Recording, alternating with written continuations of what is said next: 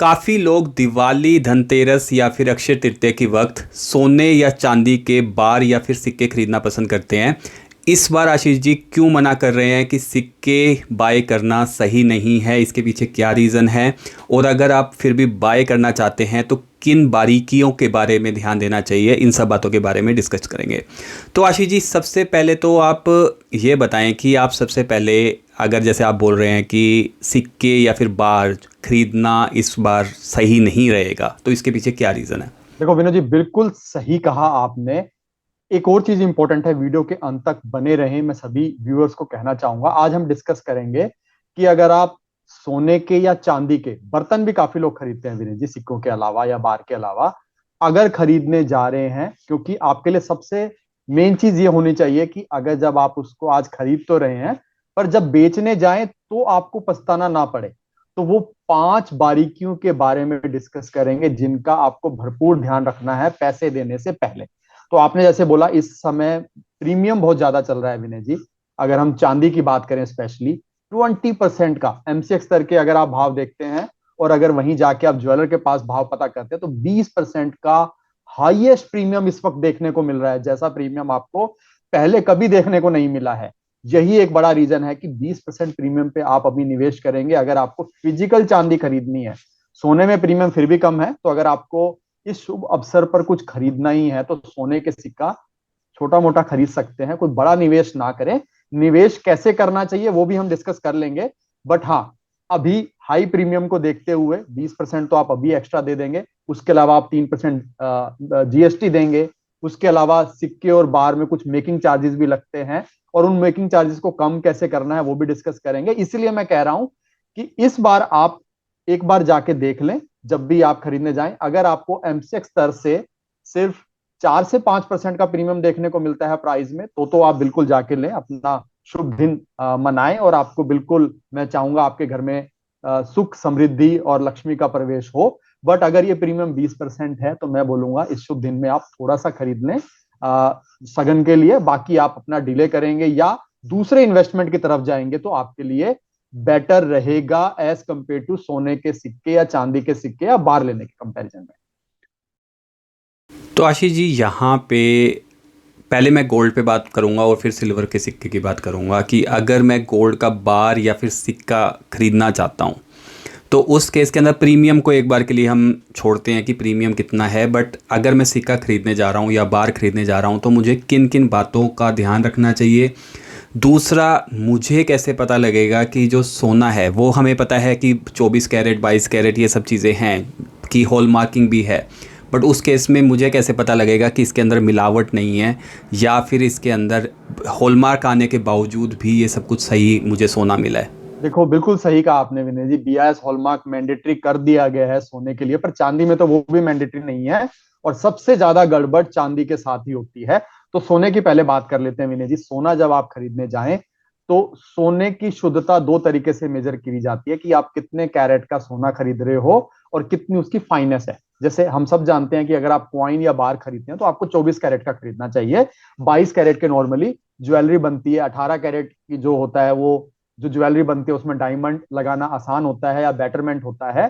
तो ये आपको ध्यान रखना। तो अगर वापस से बार और कॉइन के ऊपर आते हैं, तो वहां पर आपको 24 कैरेट का खरीदना है। दूसरा, उसमें फाइनेंस कितनी है, 99.99% या 99.5%, अलग अलग शुद्धता की आती है या फाइनेंस की आती है 24 कैरेट में। तो आपको ध्यान रखना है कि अगर आप बार खरीद रहे हैं तो 99.99% की ही बार खरीदें, और वहीं कॉइन खरीदने हैं तो प्रेफर करें 99.95% के आप बार कॉइन खरीदेंगे। तो ये आपको ध्यान रखना है, नंबर वन। नंबर टू, जब भी आप खरीदें तो टेम्पर प्रूफ पैकिंग में खरीदें और ब्रांडेड कॉइन ही खरीदें। आपने बिल्कुल सही कहा, बीआईएस हॉलमार्क तो आपके लिए मैंडेटरी है, ये आपका रूल नंबर 1 रहेगा, रूल नंबर 3 रहेगा फाइनेंस के बाद। जब आपने ये डिसाइड कर लिया कि मुझे 99.99 या 99.95 के फाइनेंस के साथ खरीदना है। दूसरा रहेगा, अच्छी पैकेजिंग के साथ खरीदना है, टेम्पर प्रूफ, जिसके स्क्रीनशॉट भी आपके सामने अभी हमने दिखा दिए हैं। क्योंकि जब आप बेचने जाएंगे, खरीदना तो आसान है, आपको सभी तरीके की बातें की जाएंगी, आप ले लो, अरे घबराओ मत, हम बैठे हैं, हम आपसे ले लेंगे वापस, अरे इतने समय से हम यहाँ पर हैं। पर जब आप बेचने जाएंगे, उस समय आपको परेशानियां होती हैं, क्योंकि ये ऐसी चीज नहीं है जो आप आज खरीद के कल बेच देंगे, हो सकता है आप 20 साल बाद बेचने जाएं। तो इसीलिए टेम्पर प्रूफ पैकेजिंग का ध्यान रखें, क्योंकि जब ज्वेलर के पास आप बेचने जाते हैं तो वो रेकमेंड करते हैं कि अगर वो फटा हुआ नहीं है या ओपन कॉइन नहीं है, तो वो समझ आते हैं कि इसमें कुछ छेड़छाड़ नहीं हुई होगी या वेट कम नहीं होगा।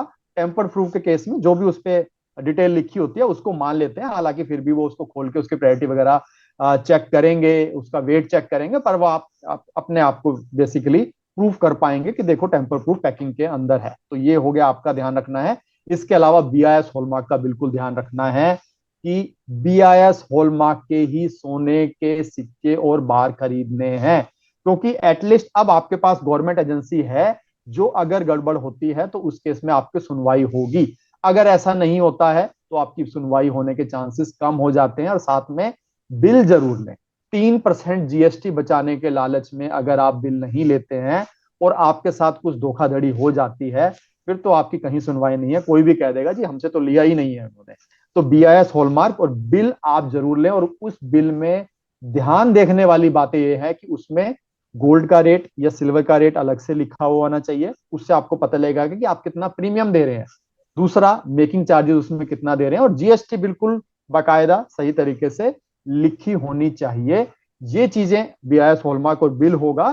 तो अगर आपके साथ गड़बड़ी होती है, और आपने सही कहा विनय जी, बीआईएस हॉलमार्क भी कई बार नकली लग जाते हैं, बट एटलीस्ट आपके पास एक आश्वासन होगा कि आपका कानून के द्वारा कुछ सॉल्यूशन मिल सकता है। हालांकि आप इन सब चीजों में नहीं फंसना चाहेंगे, मैं भी कहूंगा तो अपने एक ट्रस्टेड ज्वेलर से खरीदें या ब्रांडेड ही खरीदें, वहां पर इसके चांसेस कम हो जाते हैं।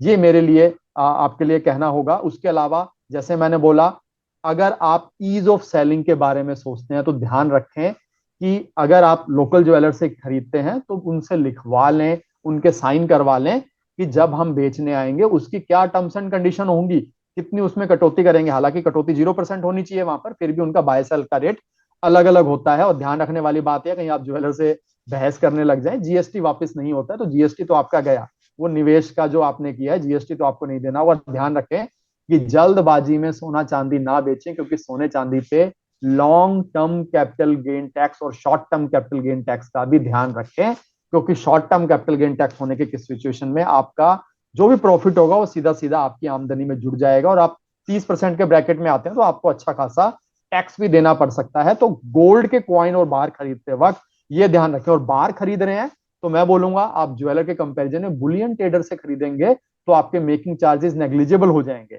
काफी अच्छे रेट पे आपको मिल जाता है। तो बुलियन ट्रेडर आपके शहर में आप जाके देख सकते हैं, नेट पे सर्च कर सकते हैं।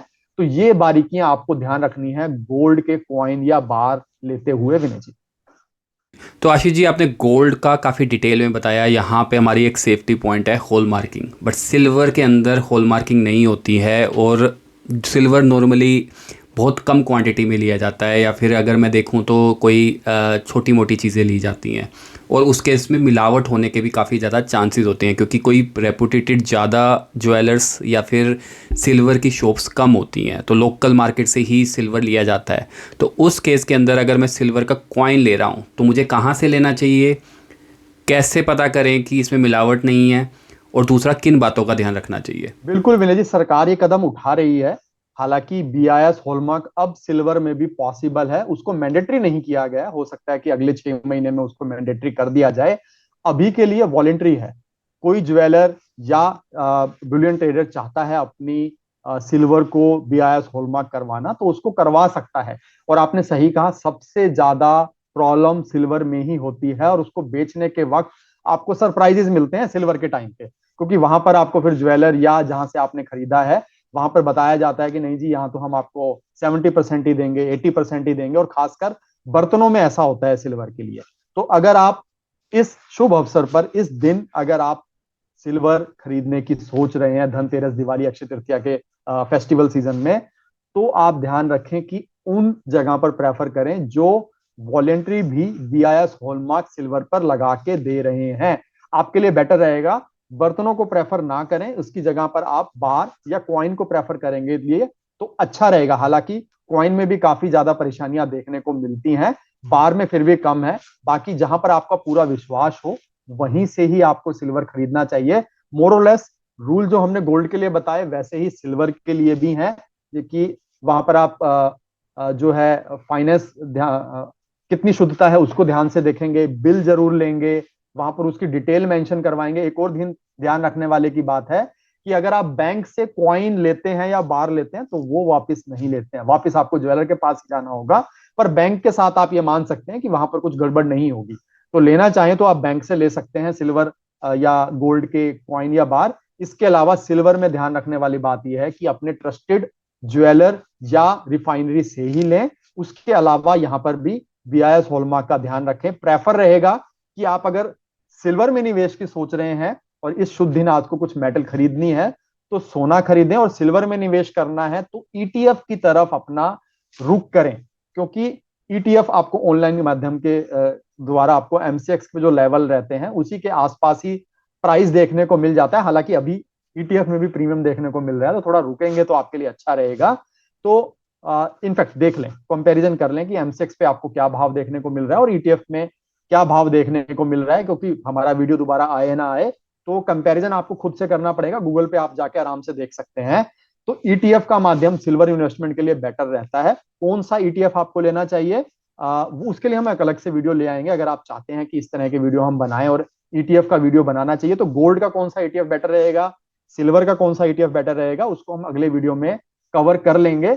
आज आपका पर्पस था कि इस शुभ दिन के लिए आपको क्यों सिल्वर अवॉइड करना चाहिए कुछ दिन के लिए अगर हम बात करें, और इसके अलावा आपको क्या चीजें ध्यान रखनी चाहिए। बाकी आपका कोई क्वेश्चन है तो कमेंट सेक्शन में लिखना ना भूलें।